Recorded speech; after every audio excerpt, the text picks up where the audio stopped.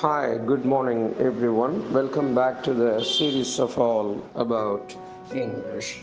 இன்றைய வார்த்தையாக இல் அட்வைஸ்ட். இந்த இல் அட்வைஸ்டுன்னா நீங்கள் செய்கிறது உச்சிதமான காரியம் அல்ல, தவறாக அறிவுறுத்தப்பட்டு செய்கிறீர்கள், அது ஆபத்தானது, இல்லை மதி இல்லாமல் புத்தி இல்லாமல் செய்கிறீர்கள், மதியின்றி தவறாக செய்யப்பட்ட ஒரு காரியத்தை இல் அட்வைஸ்ட் அப்படி சொல்லலாம். For example, you would be ill-advised to go on your own. நீங்கள் சொந்தமாக போகிறது, நீங்கள் தன்னிச்சையாக செயல்படுறது, நீங்கள் தனியாக போகிறது அவ்வளவு உச்சிதமான காரியம் அல்ல. அது மதியின்றி தவறாக செய்யக்கூடிய ஒரு காரியம் அப்படிங்கிறது தான் இதனுடைய பொருள். ஸோ இல் அட்வைஸ் அப்படிங்கிறது உச்சிதமான செயல் அல்ல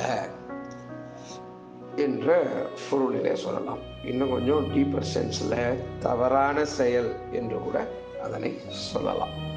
மீண்டும் நாளை வேறு பதிவில் சந்திப்போம். நன்றி, வணக்கம்.